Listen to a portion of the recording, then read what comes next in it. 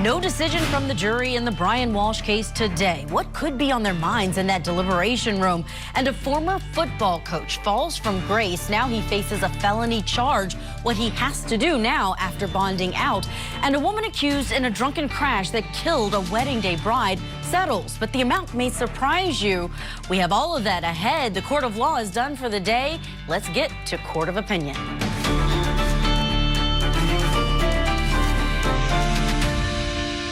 Welcome to Court of Opinion. I'm Jenaé. Thank you for joining us this hour that serves as a space to air out all of the opinions and viewpoints on the cases that we're tracking across the country. And that's with a top-notch panel of experts that we have on deck for you. They are not keeping their opinions to themselves. Let's get right to our first case. We're going to Massachusetts. This is the case against Brian Walshe, a jury of 6 men and 6 women. They went over 3.5 hours in the deliberation room today before they said, we want to go home. And they did not reach a verdict, but they did have a question. Walshe's fate still in their hands. Will they find that he premeditated the murder of his wife, Anna, or will they agree with the defense that there's no evidence that he did the killing? Let's get you caught up on everything you may have missed today in court.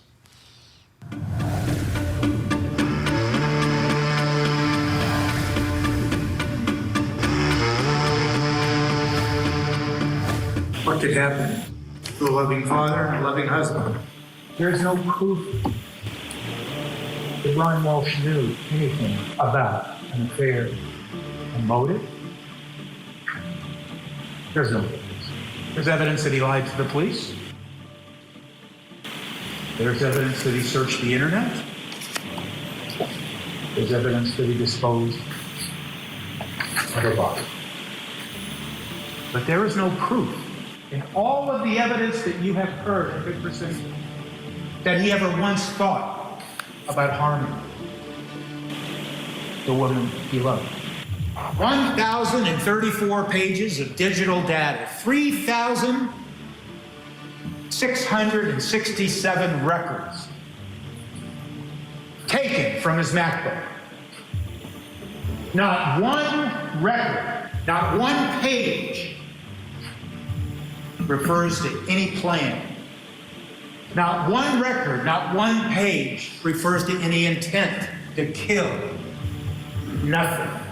Why is a man searching now if he had intended to kill his wife? Why is the man searching now if he had planned to kill his wife? Mr. Walshe loved Anna Walshe, the mother of his 3 children. There's no evidence that he deliberately premeditated a murder. There's no evidence that he ever intended to kill Anna Walshe. None whatsoever.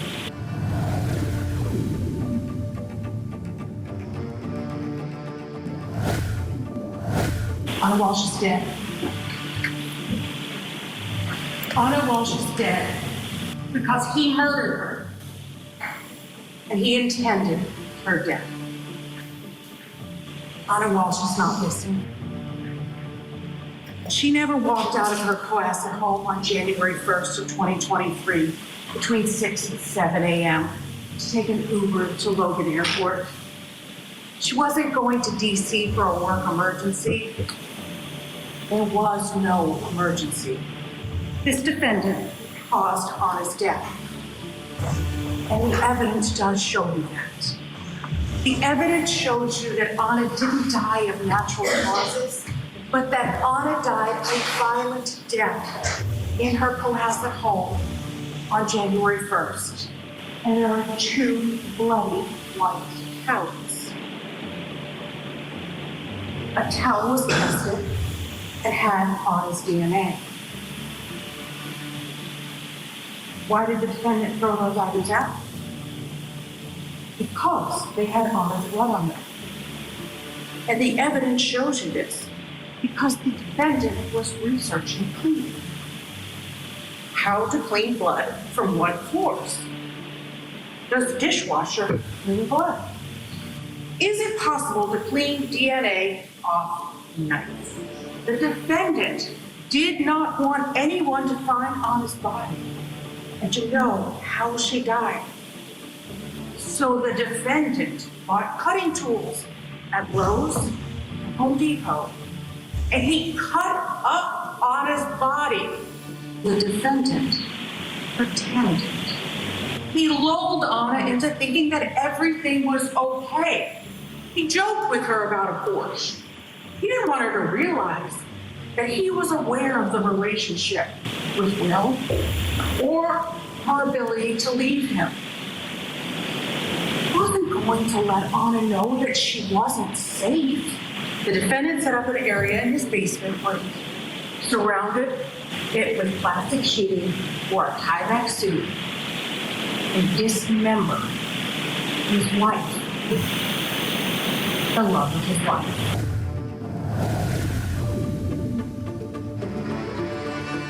The jury in this case returns for more deliberations on Monday morning. We will be there. The jurors, they are not sequestered in this case. Let's get right to our breakdown with our guest panel. Our power panel tonight, we have in studio with us criminal defense attorney and law professor Meg Strickler and magistrate court judge, criminal defense attorney and former prosecutor Kimberly Bando. And joining us remotely, we have former federal prosecutor and president of the West Coast Trial Lawyers, Nima Rahmani, with us. Great to have you all. I'm going to start here in the studio. Judge Kimberly Bando, tell me what's your opinion on the defense's case, because Larry Tipton gave a, you said, passionate argument. I was particularly impressed that he knew the number of pages that he received in discovery, because he was like 13,000, there was nothing in there. And I was like, oh, wow, like that's amazing. It still doesn't help his case. But yeah, I don't know how you're going to get past the, the Google search. He was hilarious as far as I'm concerned. I mean, he's doing the best he can, but he could have used a little bit more of the parameters of the intent, but he's just trying to go through each piece of evidence that came out and be like, that's not my guy, that's not my guy.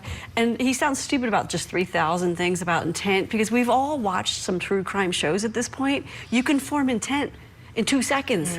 And so what are you harping on that for? Oh yeah, good point. And Nima, he ended with just a very strong, he didn't have any caveats. He said Mr. Walshe was a loving father and a loving husband, and he did not kill his wife. He didn't ask for second degree, which was on the table, and these jurors are deliberating over that lesser charge as well. Julie, I'm laughing because there's no defense in this case. That's why the defense didn't put on a single witness. I mean, this is one of the most open and shut cases that I've covered in my past 25 years. And the only shocking thing is the jury has to come back on Monday, and they didn't return a guilty verdict today. What more do you want? You have them admitting to dismembering and disposing of her body. You have the internet searches. Look, I understand, I respect defense lawyers. They have to do their thing, but this is really outrageous. The fact that he is actually pushing his case all the way to trial. I expect a guilty verdict first thing Monday morning, and Brian Walshe to spend the rest of his life in Massachusetts State Prison. Yeah, 3.5 hours of deliberation. Did that surprise you, Yes, Judge Kimberly? Absolutely. I thought they'd be done and be finished with this case by the close of business. I was like, what are you talking about? Maybe they just don't want to go to work on Monday. Well, they did have a question, right? They had one question about the evidence. They don't put it on the record there in Dedham, Massachusetts, but we do know that it had to do with the different evidence exhibits that they wanted more information on. The blood clots found in the basement, this rug, a photo of Anna Walshe on a rug that the defense said, hey, that's not even the same rug that was found in the dumpster. What are you thinking if you're a prosecutor and you know, okay, they didn't come back today? Are you getting a little worried? Not even remotely, but I do think the jury is simply taking their job seriously. So they're going to go through each piece of evidence and go through the entire thing, because that is their job. And that's the only reason it's been more than 3 hours. And it will come back on Monday. Or, I mean, if they want to go and be OCD through everything, it might last till Tuesday. But I'm not stressing if I'm the prosecutor. No. But OCD, no. You think they're just being very over meticulous? They take their job very seriously. All jurors do. I mean, and they understand what their purpose is. And I've tried a lot of cases, and I've always been impressed with jurors. And Nima, it was interesting to me how the defense started their closing argument, really emphasizing over and over, he was a loving husband, he was a loving father. And I'm wondering if this posture by the defense to just say outright he did the dismembering and not the killing, is this Brian Walshe focused, or is this strategy from the attorney? Does he not want his children to hear that he was anything less than a loving father and a loving husband? I don't buy that for a second. Again, defense lawyers are going to do their job, but this guy is a convicted felon, obviously different type of case, fraud case. He's a liar. He lied to law enforcement about where his wife was. And no person dismembers a body. It is not easy, Julie. You got to take, I mean, we still, the saw, the axe. I mean, you got to cut through bone, okay? That is not a loving father. That is a murderer. He killed the mother of his 3 children, probably for the life insurance. So I don't buy it for a second. Now, it may be a client issue. Obviously, we had a competency hearing before this whole thing started. So sometimes in states like Massachusetts or California, where I am, there's no death penalty. So when the prosecutors don't offer any type of deal, you can't give a discount on a case like this. There's no motivation for a defendant like this to take a life deal. So they just end up rolling the dice and put on this ridiculous defense, and they push the case all the way to trial because they have nothing to lose. The result's going to be the same either way. Okay, Nima says life insurance may have been the motive. What do you all think of that? I mean, she was missing. Alcohol. It was New Year's Eve. Remember, you can be happy and have a nice dinner like the one witness testified to, but the more and more you drink, and you're already really screwed. You're on house arrest. I mean, your life is not doing well. All right, you are no family man. Come on. And so then you get drunk. What happens next? You get angry. And is that first degree in your opinion? Yes, you can inform intent because you're trashed, degree. you're pissed, you hate life, and you hate your wife, and you can't believe that she's cheating on him, excuse me. Yeah.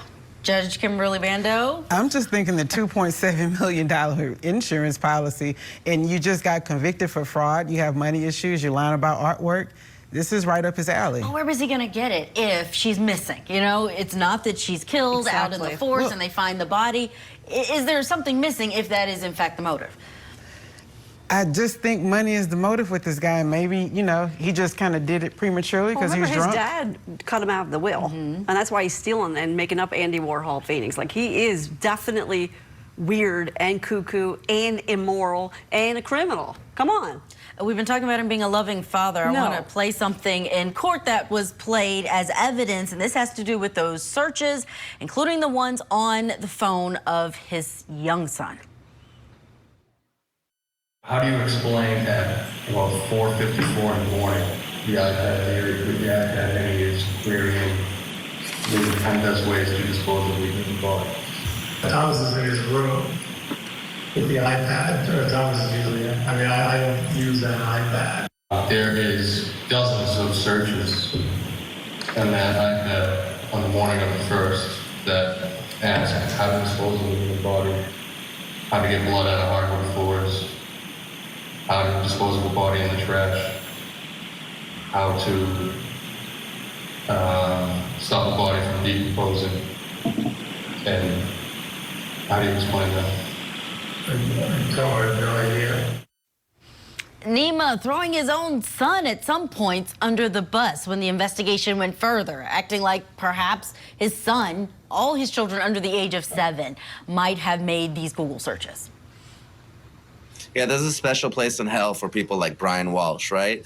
To blame his kids, his young kids, for these incriminating and disturbing internet searches. Are you kidding me, man? I would be really upset if I were one of those 12 men and women who are deciding his fate. I mean, what kind of person are you? I mean, really a monster, you know? And look at that smug look on his face. I don't know. Look, obviously, I'm a legal analyst, I'm a lawyer, I'm not a mental health expert or a psychologist, but there's got to be a chapter in that DSM book for someone like Brian Walshe. Man, he's a terrible person. I just want to punch him in his face. Oh, we didn't get to hear anything from him on the stand. Do you think jurors really wanted to hear his side of this? What do you say? I'm sorry, but how? I mean, you couldn't have him come on the stand. Just look at him.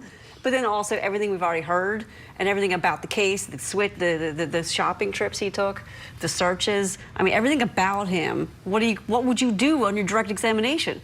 I got nothing. He would get annihilated. On cross. Because there's no reasonable explanation for any of those Google searches. There's nothing that would make sense. So his best bet was just to shut up. So we're all thinking that on Monday we should be getting a verdict. Yes. Yes. Are you concerned that the jury is not sequestered at all? Oh, they're Googling right now. The judge admonishes all juries to not do anything. Don't go on the internet. Don't search on this case. I know they take their job very seriously, but how hard is it not to be on your phone? And stuff comes to you. Does that make sense? Like, news comes to you, and so they're going to be like, oops, I'm going to click on that. Well, if they're watching us on Court TV, absolutely, if you're a juror, turn it off right Yes, now. The only please. people who should not be watching us go through these. Our power panel is sticking around. Again, those jurors get back on Monday with more deliberations. When we come back, we are going to take you to Ohio. There's a new trial that we're covering there, a mysterious case of a woman found dead in her car at the bottom of a pond. It's an investigation that went cold for 24 years until a witness came forward saying they had to get something off of their chest. We'll get into this trial and the best evidence presented so far next. Tonight on Closing Arguments, Brian Walsh's fate now rests in the hands of 12 jurors. We're live with every development as deliberations get underway. Closing Arguments with Vinnie Politan tonight at 8/7 Central, only on Court TV. A Microsoft executive gunned down. Now his ex and her new husband are charged with his murder. A social media sensation, now a suspected killer. She wrote a children's book about her husband's death. Now she's accused of killing him.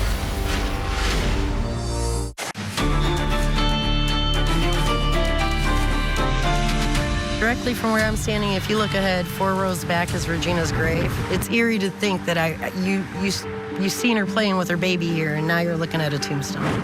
Regina Hicks went missing on October 18, 2001, after witnesses reported seeing her leave her boyfriend's home to pick up her son. Officials say she never arrived at her destination and was instead found dead in the passenger seat of her car when police searched a nearby pond. With no strong leads, the case would go cold for 24 years. It was hard on everybody, but it really hurt my mom, like real bad, because she couldn't get justice. Hicks' mother spent the last 5 years of her life keeping Regina's case alive. And in November of 2024, state investigators were brought in to search the land where Regina's home once stood. I told him, yeah, if you can find anything to give closure to this, it's worth it. The Ohio Attorney General's office says a fresh look at the investigation led to the victim's estranged husband. In April of 2025, Paul Hicks was arrested in the cold case. Hicks is charged with 3 counts of murder and 1 count of kidnapping. He's pled not guilty. Prosecutors said in court documents that they intend to present evidence of a strained relationship as an alleged motive, including evidence that Regina intended to end the marriage and allegations that Paul threatened to kill her. Paul's lawyers declined to comment on the allegations. If convicted, Hicks could spend the rest of his life in prison.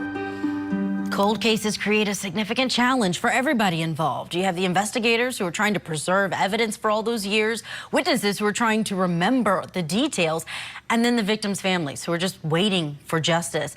And in this case, the drowned wife murder trial of Paul Hicks, it's been over 2 decades. But now a jury is finally hearing a case over what happened to Regina Hicks. And the trial is in day 3, and again, this is happening in Ohio. Here's what our court of opinion team chose as the best physical evidence that's been presented in court so far.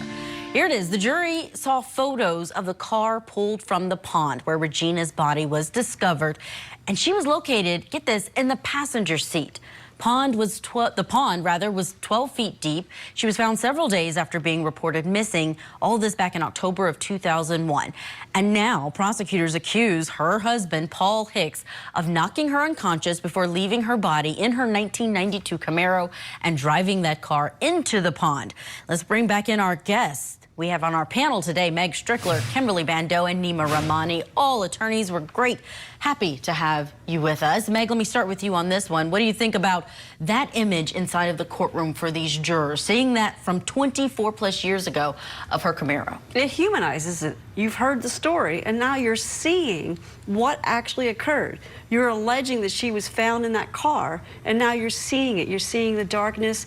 You're seeing the car emerged in mud. I mean, that's very compelling. Yeah, Nima, what do you think about this case in general? Because this is one where it's been so many years. Jurors have got to be asking, why did it take so long? But the real thing that blew this case wide open is a witness who was on dialysis, having health issues, and decided he's going to come forward and say, I actually saw the victim unconscious in that car, and he points the finger at her husband.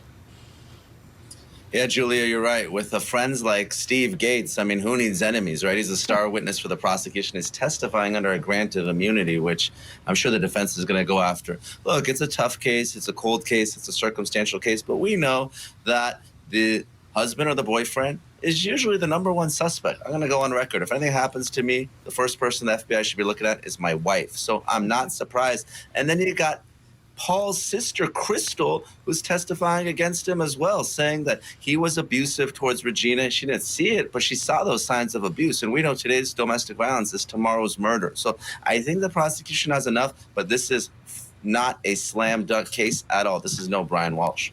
Judge Bando, what do you think about this case's ability to be successful? I know you were concerned that it had been this long. What's changed? Yeah, so I think that they will be successful. My only concern is that, like everybody is saying, the time and space. But I think with the his friend coming forth and making a confession in conjunction with the sister saying, yeah, there was mud on the shoes. Yeah, they trudged in. I saw the scratch marks. I think it's enough that it will probably get to, beyond a reasonable doubt. We see that there's that money reward that the family who's waiting so long for justice on this one. Do you think that that's going to impede the jurors or make them question what this witness is going to say? These awards aren't that much money normally, so I don't think it's going to necessarily make them be influenced by it. A lot of cases have rewards that, missing or give us some information, and so it's usually not, I don't think it's going to move the needle at all. All right, we're going to get to another one that got an honorable mention from our team in terms of evidence.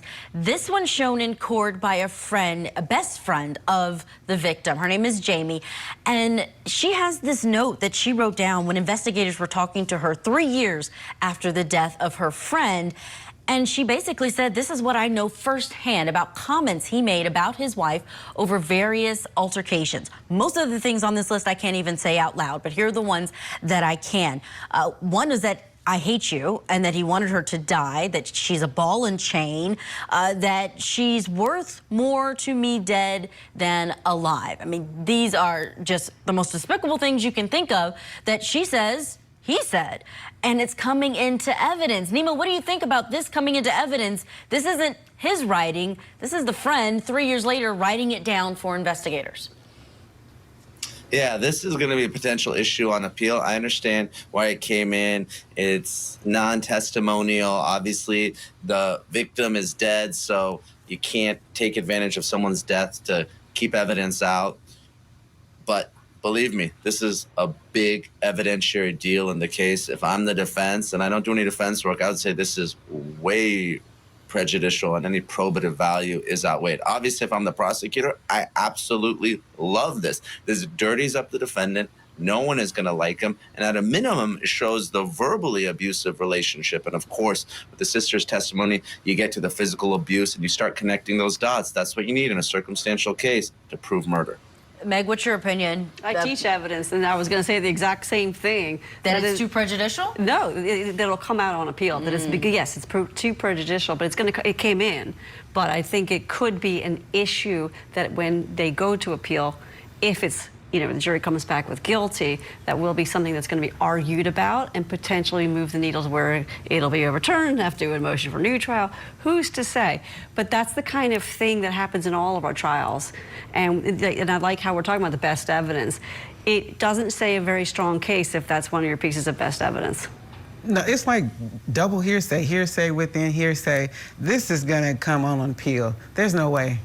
I mean, those words, when you're just seeing them, they are explosive. She wrote down the worst of the worst. She's not writing down any times that there may have been something positive between these two. But what about this relationship? How much is that going to help these jurors come to a decision when there's not a lot of physical evidence? This is going to be good lawyering on both sides. If the lawyer does well on the state side, then we got to humanize the entire storyline. And if it's the storyline that makes sense, then all the pieces of puzzle that are given as pieces of evidence, that will make them find the storyline and be guilty. On the other hand, this is a great case for a defense lawyer. We could punch holes left and right. Anima, your opinion on whether or not this is going to be successful, and what more do you want to hear on this case? Yeah, I agree. It may be a great defense case. The defense reserved their opening, so we don't even know what direction they're going to go in, but they got a lot to work with here in terms of reasonable doubt. One other thing is I'm questioning is, look, if this evidence was available 2 decades ago, what changed in this case? Is it really Steve Gates' testimony that, maybe he thought he was dying and he decides to come forward? I need to know what the relationship between those, is this a disgruntled former friend? Again, he's coming forward 20 years later. If he's your star witness, if you're the prosecution, you better make sure that he's bulletproof, because believe me, the defense is going to go after him very hard. Real quick, I want to throw in another piece of evidence, physical evidence that came out in this case. This is a statement handwritten by the defendant back on October 8th of 2001. This is about 2 weeks before Regina went missing. And he called 911 about his wife, said there was an altercation. He said she, quote, went crazy and attacked him after a female friend called his cell phone and said that she scratched his neck and chest and then punched his head while holding keys and cutting his head. So could that explain the scratches? I don't know who this is the best evidence for, but it is some pretty compelling evidence. Judge Bando, who do you think that helps? Him, definitely, because his sister said she saw scratches. So he could link the scratches to that 2-week incident that he's alleging happened, supposedly. I'll spin it the other way. It's not good, but this is one piece of evidence that does put us back into that era. It is cemented into October of 2001. And there's very few things of data that we have from that era, which is really hard in this case. Yeah, that is such a good point. Thank you to our panel for breaking all of that down. We have to get to a break. When we come back, we're going to go beyond the gavel, breaking down the biggest true crime cases. And we have some shocking new details about that fired Michigan football coach who is now facing criminal charges. Within minutes, everyone I knew was talking about it. The reason why he was fired was what I was pretty surprised by. When we come back, the latest on Sharon Moore's arrest next.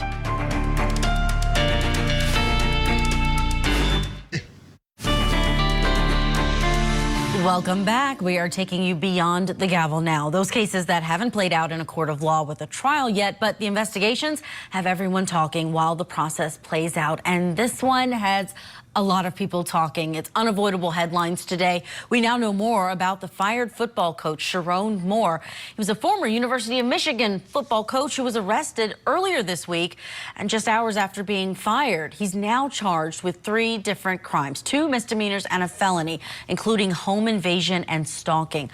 Prosecutors say Moore threatened to kill himself in front of a woman with whom he had been having an affair after she broke off the relationship and reported it to the university officials.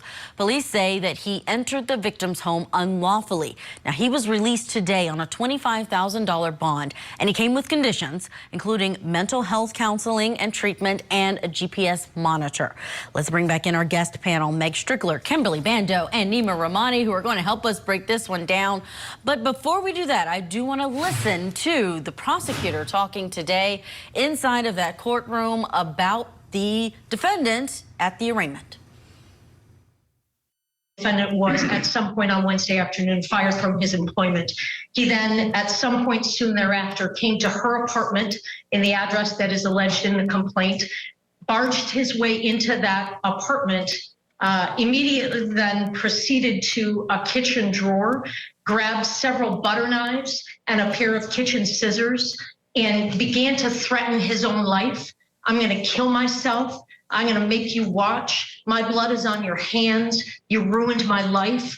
And so, Your Honor, while I understand that there isn't evidence to suggest that he directly threatened the victim with any of those implements that I've indicated, the totality of the behavior is highly threatening and highly intimidating. She was terrorized, Your Honor.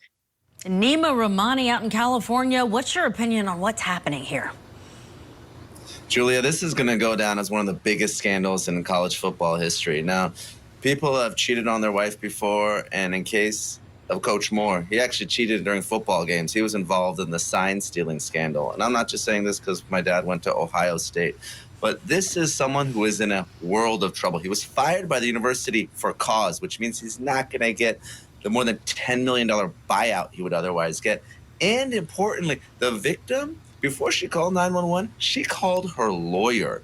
So expect a civil lawsuit as well, a tremendous fall from grace. One of the preeminent coaches in this country. I mean, I cannot believe it. I don't know if it's a mental health issue, but apparently this affair was going on for years. And I don't care if you're working at West Coast Trailers or Court TV or wherever you're watching. The #1 rule is don't have sex with the interns. And he broke it.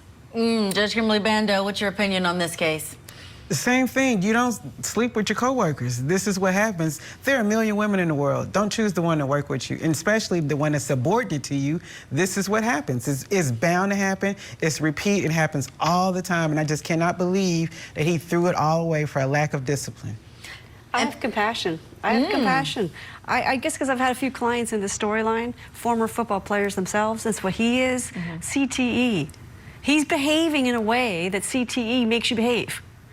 Okay, and so he should go get some brain scans and get some mental health. And I bet you there were some concussions in this man's past. So I have some compassion. Am I saying that's okay how he treated the woman and how he was sleeping with the intern? No.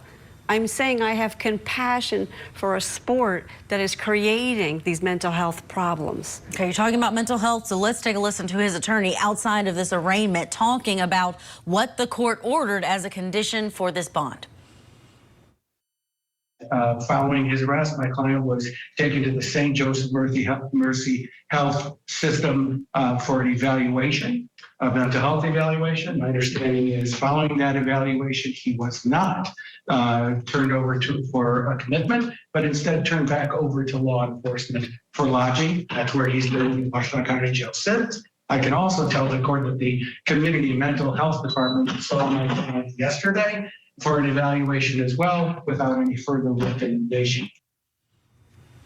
All right, now after that arraignment, the attorney spoke to reporters and said that there's mental health counseling that's been ordered that his client will be submitting to. He wanted to get more information about his state of mind. So Nima, Megan's saying she's got compassion for the situation the coach is in.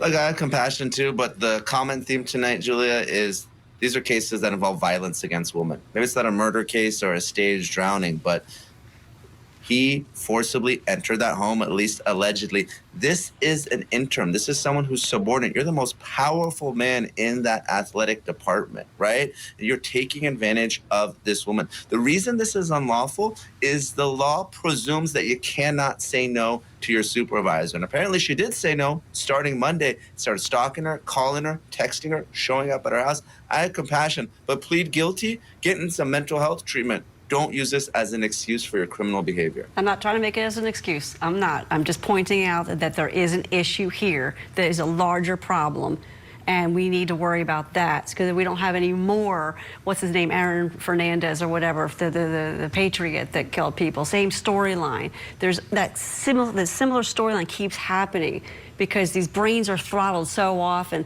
that they then become violent. I am not condoning violence against women. Gosh, no. In this case, he was actually threatening himself, not her. And I think the charge of home invasion is overkill. It's probably more of a criminal trespass. He's been going to her apartment for 2 years. This isn't his first rodeo at her house. He probably had a set of keys, or maybe she changed the locks. So I definitely don't think the threat of violence was to himself, and he just was trying to manipulate her emotionally, like take it back or I'm gonna kill myself. But there was not a threat of violence to her.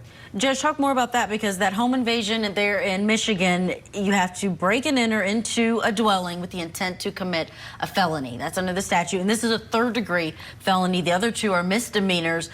If she opened the door, we don't know, and the defense attorney even said he hasn't seen the police report yet.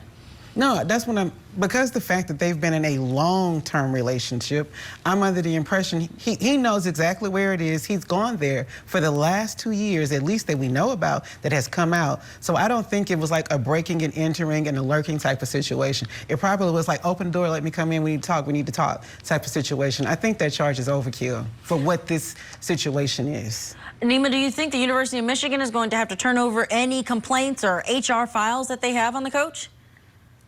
Oh, I think they will, and I think heads should roll. This was the worst kept secret in Ann Arbor, that this affair was happening, and the timing of this is very suspect. after National Signing Day, after many, many high school players have already committed to the University of Michigan, after their season is over, except for the bowl game.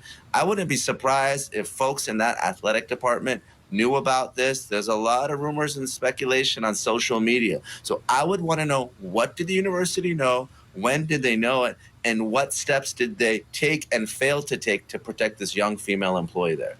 Meg, I see you shaking your head. Do you think the university needs to well, there's step up? already protections in this environment. So yes, they probably do know. And social media almost always talks about the real truth more faster than any other place. So all Michigan needs to do is take a minute and just troll through social media, and you will see employees talk on social media and give evidence that I know that the young lady's lawyer's already finding. You have to check the court of public opinion. Yes. You all have been Indeed. giving great, fantastic opinions on this case. We'll, of course, keep you updated on it here on Court TV, but we do need to get to a break. When we come back, we will get the hot takes on the cold facts. Our panel giving their opinions on today's biggest cases, from a wrongful death lawsuit that has settled in South Carolina and shocking new Epstein estate images, plus the latest chapter in the Karen Read saga. Don't go anywhere.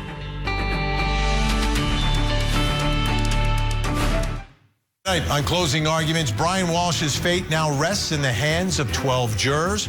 We're live with every development as deliberations get underway. Closing arguments with Vinnie Politan tonight at 8/7 Central, only on Court TV. A Microsoft executive gunned down. Now his ex and her new husband are charged with his murder. A social media sensation, now a suspected killer. She wrote a children's book about her husband's death. Now she's accused of killing him. Welcome back to Court of Opinion. We're about to get the hot takes from our panel of experts, getting their strongest opinions on these cases. But because we want to get to all of them and to all of the stories, we are going to keep them like they would have in a court of law, to 25 seconds to state their case. So let's get in to our first hot take of the night. This one is the wrongful death lawsuit in the case of a groom whose bride was killed by a drunk driver in a golf cart crash on their wedding night. Now, he has accepted a $160,000 settlement in that case. The driver, Jamie Lee Komorowski, she was more than 3 times over the legal alcohol limit and speeding at 65 miles per hour. She is now serving a 25-year prison sentence for that deadly crash that also seriously injured the groom. He suffered broken bones and a lot of other injuries, including a head injury. So what he got was his portion of that $250,000 and $500,000 life insurance policy. Let's bring back in our guest panel, see what they think. We have Meg Strickler, Kimberly Bando, and Nima Rahmani. Judge Bando, I'm going to start with you. 25 seconds on the clock, just to give me your take on a $160,000 settlement for this groom. I think it's unfortunate. It doesn't measure or even come close to the value of what was lost and what the damage was done. But unfortunately, that's what the policy limits were. So that's all that they had to give, and anything else would probably just be futile because the person responsible is going to be in prison, so there's no way to recover. All right, and you had 7 seconds left. So we're going to run out that clock and put a new one up for Meg. Meg, what's your take on this one? She had people outraged over what happened, not just by what happened inside of, happened that day, but how she acted behind bars. Yeah, she was young, naive. The policy limits is why we will only have $160,000. And don't forget, there were 4, if I remember correctly, people on this golf cart, and she was going 65. At least that's what they think it was. This is just absolutely awful. Now, what's really, really, really heartening in this case is the GoFundMe. There was a GoFundMe that has raised at least $700,000. That is wonderful. Thank you for sharing that. I went gave over you my extra time, because didn't I think the timer started before you started talking. All good. Let's go to Nima Rahmani, get his take on this case. Yeah, Kimberly and Meg are right. They took the easy way out. They took the insurance money. But yeah, someone who's serving time, you file against her, you get a judgment. She files bankruptcy. Ultimately, there's no money to be had. So it's just a sad, tragic case all around when you have someone who causes a death like this and doesn't have the deep pockets, insurance, assets, or otherwise have an ability to pay. Yeah, all right. Thanks, everyone, for those takes. Let's move to our second story. This one, really Capitol Hill. House Democrats released 19 new photos from the Epstein estate. Now, these were photos that were released without any real context. but they appear to show President Trump, former President Clinton, and other high-profile figures, along with Jeffrey Epstein. And this release comes as the Justice Department faces a December 19th deadline to reveal its files, grand jury transcripts, a lot of other information in the Epstein investigation. It's a saga that continues. Meg Strickler, let me get your take on this latest release. 25 seconds. Keep it slow, Drip. Let's just see what a scumbag some of these folks are. I mean, this one bothers me. I know a lot about these kinds of cases, and it's way too pervasive. You put money and power and then put sex into it. We know it's everywhere. You keep dripping it every day it's in the news. It's just putting that screw, and God bless. All right, Nima Rahmani, what's your take? This is terrible for the court of opinion. And listen, I cringe when I see these rich and powerful men who were friends with a pedophile. But people are asking, is anything going to come of this? There's going to be no criminal case. There's going to be no prosecution, because a prosecution requires a victim who's going to walk into court, who's going to testify. This is hearsay. It's not admissible. And anything else under the confrontation clause, you need a victim who's going to testify and a witness. So I don't think we're going to get a criminal prosecution out of this, unfortunately. All right, Judge Kimberly Bando, this is one where the court of public opinion very interested in all of this, but no context with these photos. This is just a release and 19 images, different people. What's your take on how this impacts things? This is a warning shot.